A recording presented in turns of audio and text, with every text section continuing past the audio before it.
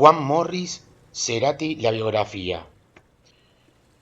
Por 4 años y medio, mientras Gustavo Cerati estuvo en coma, todavía quedaba la esperanza de que un día fuera a despertar y por ese motivo nadie se animaba a despedirlo.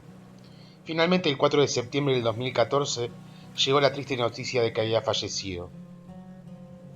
Esta biografía es un homenaje al músico que cambió para siempre la historia del rock argentino, no solo en su costado musical, sino en su faceta más íntima y humana.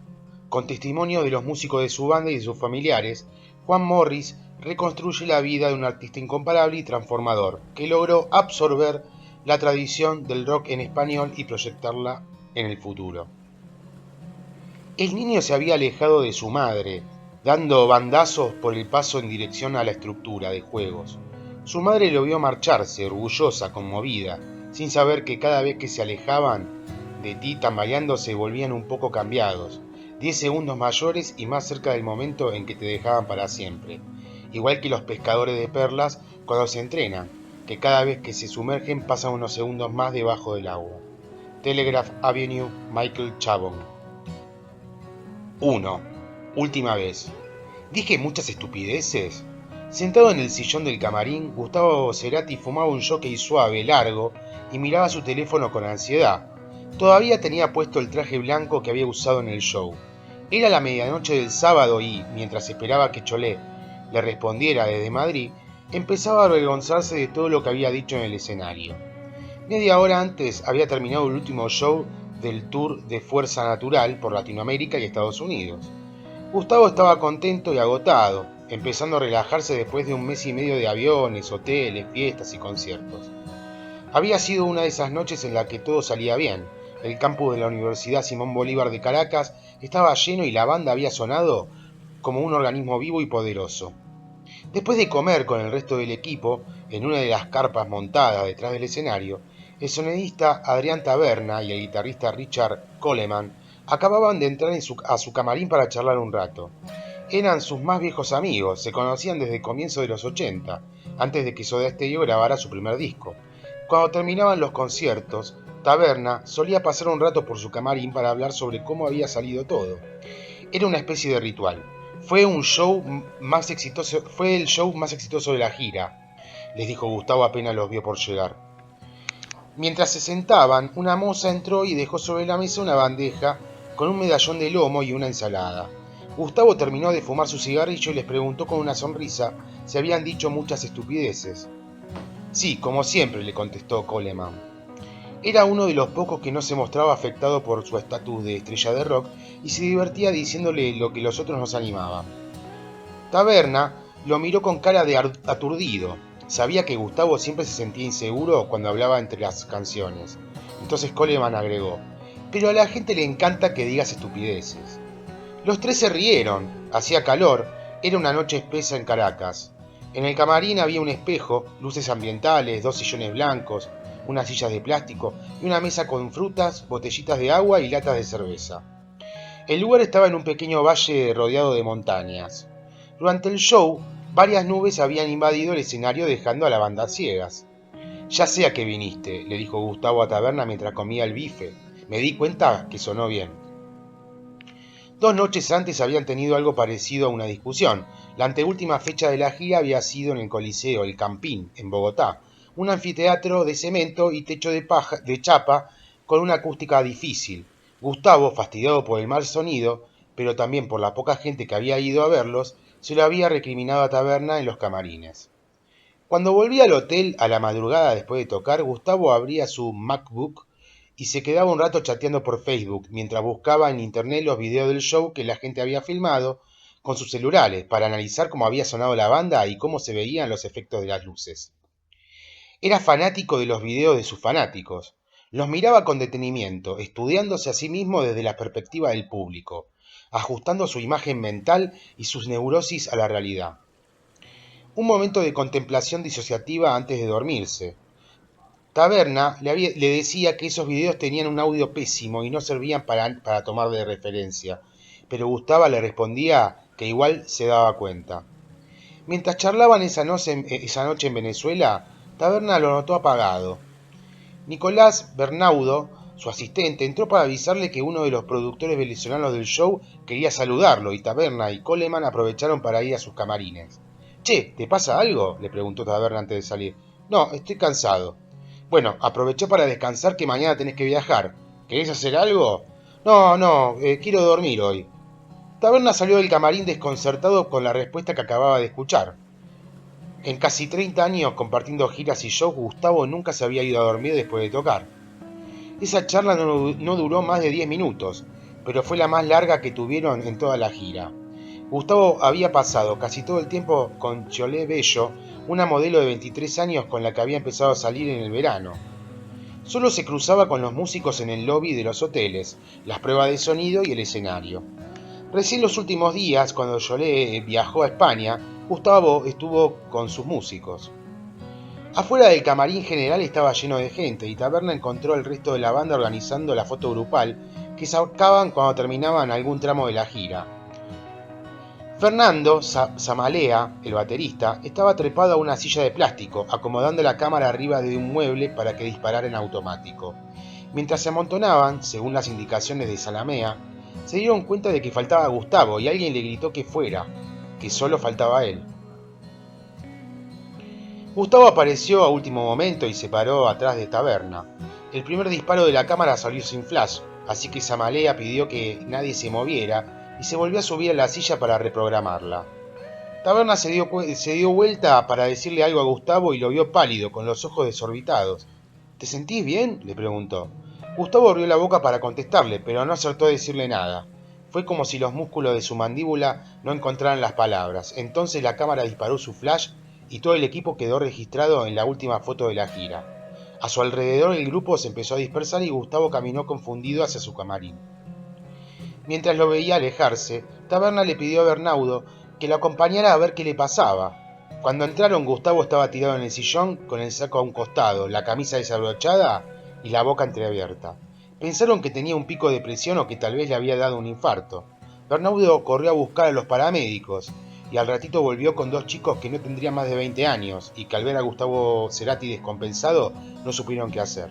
Charlie Michael, el kinesiólogo que viajaba con el equipo, revisó qué remedios tenían los paramédicos en sus bolsos y les pidió que fueran a buscar la camilla. Gustavo se podía mover, pero estaba como abrumado, lento y no podía hablar.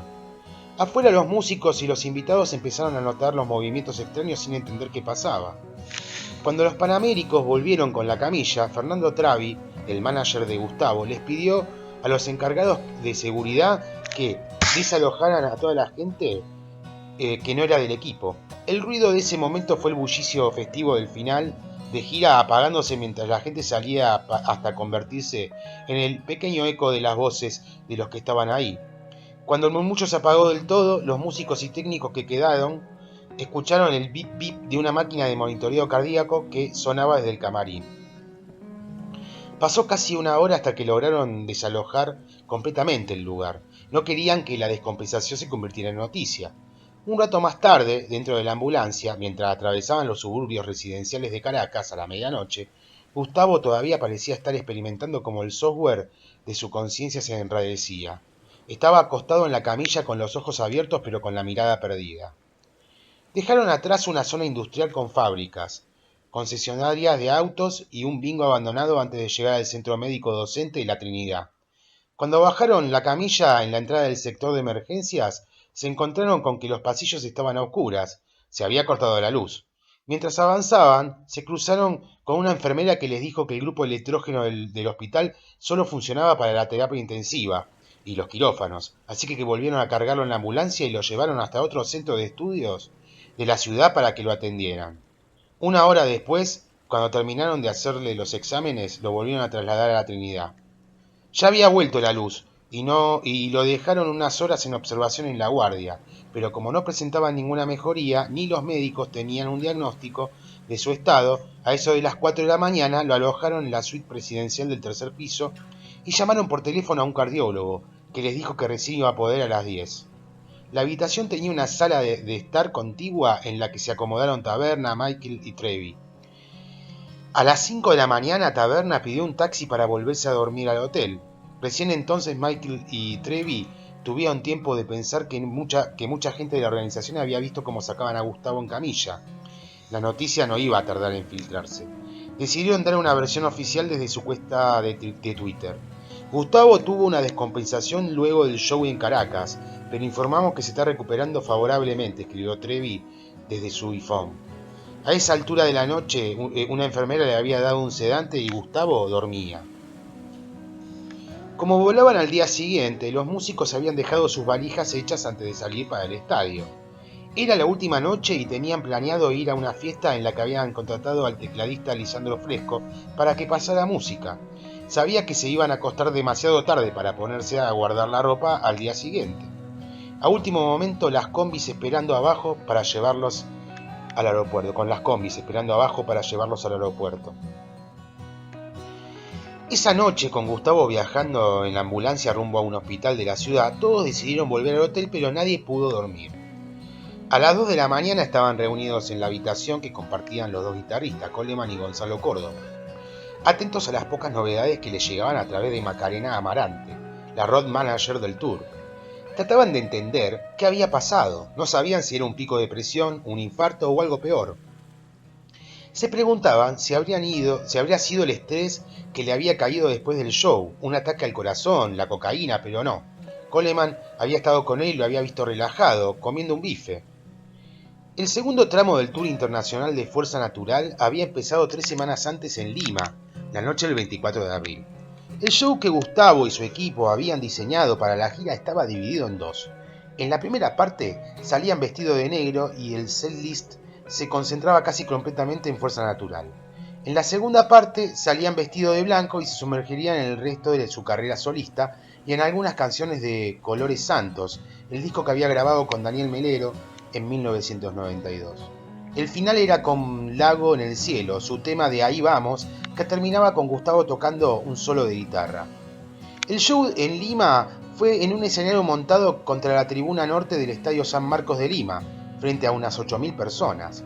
Ricardo Arjona estaba presentando su álbum Quinto Piso en la explanada del Estadio Monumental de Lima, ante unas 20.000 personas, con un escenario que incluía una rampa mecánica, un bar y la réplica de un edificio de 5 pisos, y los medios habían creado una pica entre los dos conciertos. Ahora vamos a tocar una de Arjona, bromeó Gustavo en un momento de la noche. Al día siguiente volaron hacia Los Ángeles y tuvieron 3 días libres antes de tocar en el Club Nokia, un teatro de 2.300 personas. Después de las giras interminables de 6 meses de Soda Stereo por Latinoamérica, durante su carrera solista, Gustavo había ido condensando los tours al máximo.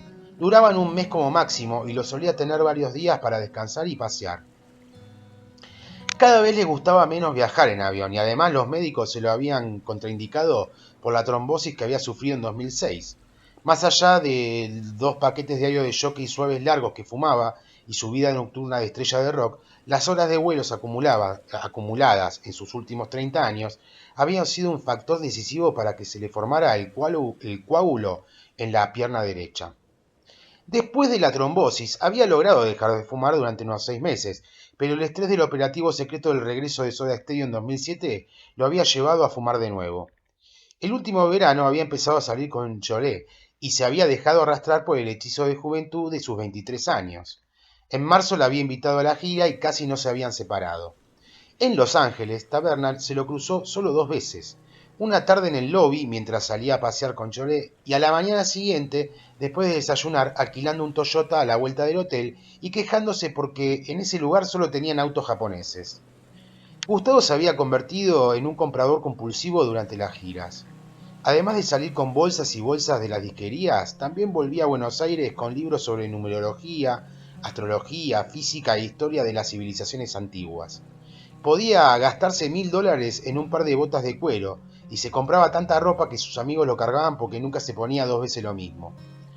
El último día en Los Ángeles entró a un local de instrumentos y vio una Morrite Double Neck Custom que le encantó. Era una guitarra con doble diapasón de edición limitada y no pudo resistirse en comprarla. Se la mandaron una semana más tarde, cuando después de tocar en Tijuana y Acapulco, la gira pasó por Miami. Ahí estuvieron 4 días libres y Gustavo alquiló un convertible para pasear por las playas con Jolé. Había convertido la gira en una luna de miel en estado de estrella de rock y, como cada vez que se enamoraba, sus amigos ya le habían escuchado planes de casarse en Marruecos. Después del show, ella viajaba a España para posar en algunas campañas gráficas y la gira seguía por Colombia y Venezuela, así que esos días en Miami fueron una despedida. La noche del show en el Waterfront Theatre cargó el estuche con una guitarra nueva en el maletero de la combi y al llegar al teatro lo llamó a Taberna a su camarín para mostrársela. Venía a ver qué me compré, le dijo. Cuando Taberna vio el estuche le preguntó extrañado, ¿te compraste un teclado? No, mirá, le contestó Gustavo con una sonrisa y abrió el estuche de su nueva guitarra. De esta hay solo 10 en el mundo nada más y no sabés cómo suena. Se quedó unos segundos mirándola y le preguntó, ¿en qué tema la meto? A Taberna el sonido de esa guitarra no le gustaba demasiado y, sobre todo, le creaba un problema. Que Gustavo la usaba que Gustavo la usara implicaba reprogramar otra vez los efectos del sonido del show. Pero él quería estrenar su juguete nuevo y se le ocurrió volver a sumar a la lista Trátame suavemente, un tema del primer disco de Soda Stereo que le encantaba a Giorgio y que ya había tocado en Tijuana para ella. Cuando ella se fue a Europa, Gustavo pasó los días que quedaban junto al resto de la banda y en ese último tramo la gira cobró velocidad. En 5 días tuvieron 3 shows, martes en Medellín, jueves en Bogotá y el sábado en Caracas. Gustavo nunca dormía mucho y en las giras era bastante inquieto, pero durante esos días en los que sus compañeros volvieron a compartir cierta cotidianidad con él, lo notaron un poco fastidioso. En Venezuela se alojaron en el Hotel Meilá, un edificio en el centro de la ciudad con un lobby tapizado de alfombras españolas antiguas, pisos de mármol cremoso, lámparas de cristal y una concha marina cubierta de oro enmarcada en la recepción. Cuando llegaron, después de que el road manager terminara de hacer el check-in de todo el equipo, mientras el grupo se empezaba a dispersar en el lobby, Taberna le dijo a Gustavo que aprovechara para descansar. Sí, voy a pedir room service y me voy a dormir temprano, le contestó, mientras se metía en el ascensor. Sin embargo, el sueño le duró poco y a mitad de la noche salió sin que sus compañeros se enteraran. Nunca supieron a dónde había ido. A la mañana siguiente se levantó tarde, almorzó en el hotel y se fue con los músicos a la prueba de sonido. Era un día soleado y el escenario estaba rodeado de montañas. Sobre el pasto estaban terminando de acomodar sillas de plástico para el público. Gustavo solía ajustar la afinación y los efectos de sus guitarras tocando temas clásicos de grupos argentinos de los 70. A veces tocaba Cementerio Club, de Pescado Rabioso, alguna canción de Box Day, y para probar la guitarra acústica casi siempre tocaba Mi Cuarto, del dúo Vivencia y From the Beginning, de Emerson, Lake and Palmer. Una vez terminada la prueba, Gustavo volvió al hotel y descansó un rato en su habitación. A la tardecita se conectó a Skype para hablar con el director Andy Fogwill, que estaba en Buenos Aires trabajando en los últimos detalles del video de Magia, que iba a convertirse en el tercer corte de Fuerza Natural. La idea era que los videos del disco conformaran un road móvil psicodélica. Después de charlar sobre algunas nuevas modificaciones, Gustavo le dijo que tenía que irse a tocar y antes de bajar la tapa de su Mac se despidió diciéndole ahora, it's just time, showtime. Al día siguiente, Gustavo se despertó en la clínica consciente pero confundido. El sueño no había tenido su efecto reparador y después de unas horas de inconsciencia se sintió por primera vez en un cuerpo que no le respondía del todo. No podía hablar y su costado derecho estaba entumecido, como si sus funciones cerebrales estuvieran replegándose de una parte de su cuerpo. Cuando Taberna volvió a la clínica a media mañana, lo encontró acostado en la cama, agarrándose el brazo derecho y tocándolo con curiosidad y cierta desesperación. ¿Cómo te sentís?, le preguntó. Pero Gustavo no respondió, se tocaba el brazo, lo agarraba y lo levantaba sin conseguir que se moviera. Un rato después se puso a golpear la baranda de la cama con la mano izquierda con un ritmo fastidiado, lleno de impotencia. En un momento se sentó en la cama y trató de levantarse, pero tenía varias cánulas conectadas, así que Taberna tuvo que ayudarlo a caminar esos 2 metros hasta el baño. Cuando entró, se vio en el espejo, se quedó quieto y empezó a tocarse la cara, extrañado. Lo miró a Taberna a través del espejo y después volvió a mirarse. La comisura derecha de la boca se le había dormido y le daba un rictus de rigidez al lado derecho de su rostro. Su cara ya no era del todo su cara. Al mediodía, una enfermera entró a la habitación con la bandeja del almuerzo. Taberna le dijo que no creía que Gustavo tuviera hambre, pero él le agarró el brazo fuerte dándole a entender que sí. Entonces Taberna le pidió que la dejara sobre un mueble que había y agarró el control remoto de la cama para levantar el respaldo y que Gustavo quedara sentado. Mientras el respaldo subía, no pudo resistirse y se puso a jugar con los botones, volviéndole a bajar el torso y levantándole las piernas. Fue la primera vez en el día que la cara de Gustavo adoptó un gesto parecido a una sonrisa. Finalmente Taberna lo dejó con respaldo levantado y le acercó la bandeja. Cuando la apoyó sobre la cama, le sorprendió que sin tener todavía un diagnóstico sobre qué le pasaba a Gustavo, le dieran un menú común de caldo de verdura, pollo con salsa, ensalada y banana frita. Después de tomar la sopa muy despacito, Gustavo agarró el tenedor con la mano izquierda y trató de desmechar el pollo, pero solo logró salpicar la sábana con la salsa y desparramar la comida. Taberna lo ayudó a cortar y Gustavo comió con la voracidad de siempre. Su amigo pensó que tenía que ser una buena señal. Era mediodía y el sol pesado del Caribe entraba por la ventana, así que después de sacarle la bandeja, limpiar un poco las migas y volver a bajar la cama para acostarlo, cerró un poco la persiana dejando la habitación en una suave penumbra. ¿Querés dormir un rato? Gustavo hizo un gesto de que le daba lo mismo. Desde la ventana había una linda vista de los cerros de Caracas. Un rato después, un enfermero lo buscó para hacerle una prueba de contraste y unas placas en el pecho. Cuando lo volvieron a llevar a la habitación, Gustavo estaba inquieto. El resto de la tarde forzó la motricidad cada vez más blanda con la que su cuerpo obedecía las órdenes que le daba. Se levantaba de la cama para ir hasta el sillón. Se sentaba un rato ahí para mirar tele, volvía a la cama, se levantaba otra vez. A la hora del té, Taberna le preguntó si tenía hambre y Gustavo movió la cabeza indicando que sí. Con Bernaudo, su asistente, trataron de averiguar qué quería comer. Como le gustaban las arepas, le preguntaron si quería una. Gustavo volvió a contestar que sí.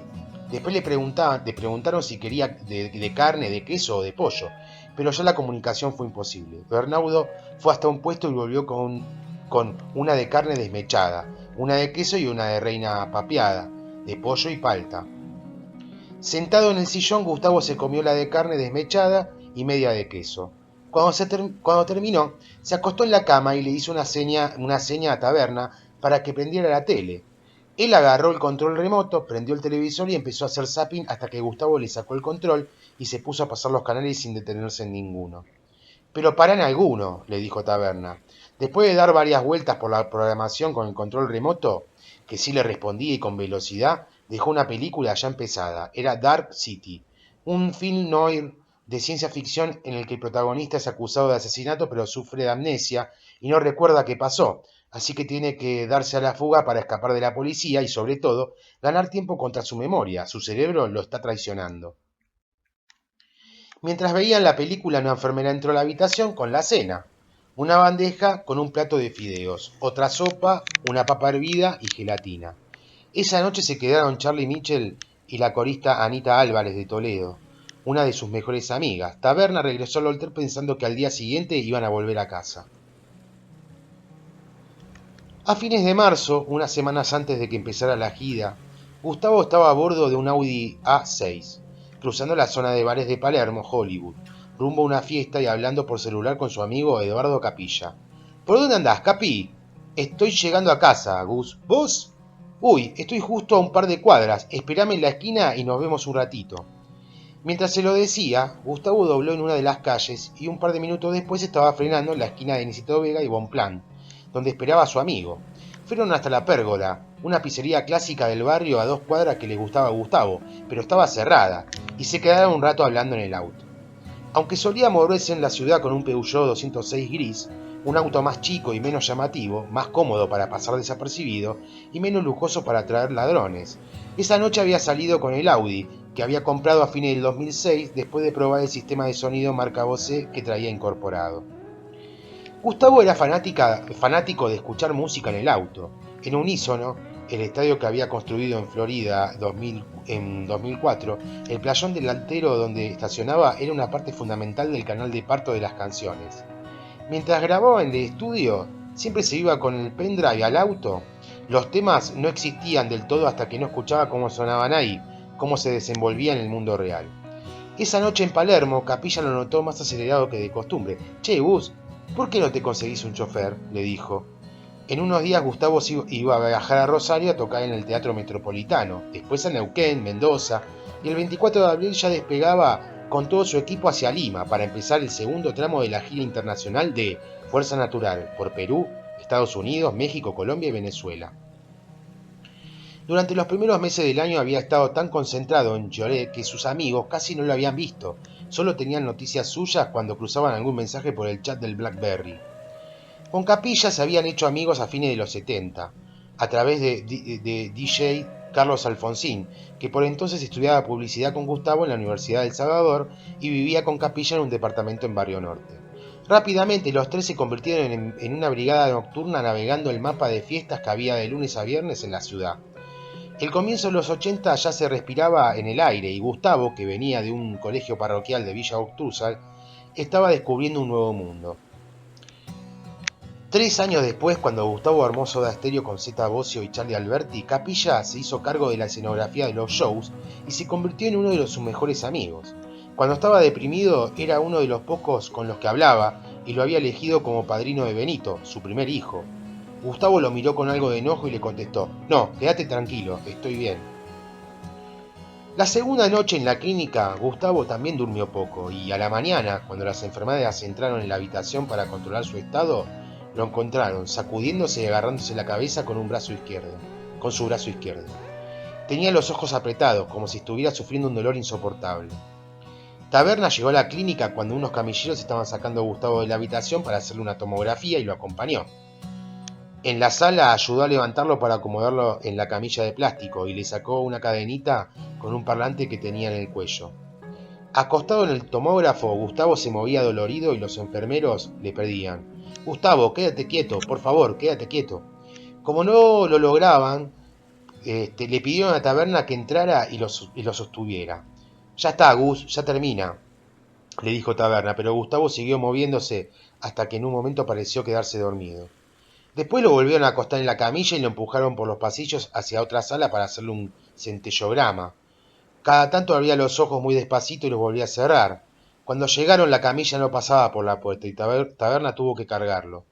"Agárrate", le dijo. Mientras lo levantaba, Gustavo tiró su brazo por atrás del hombro de su amigo. Taberna lo sentó en la máquina donde le iban a hacer el estudio.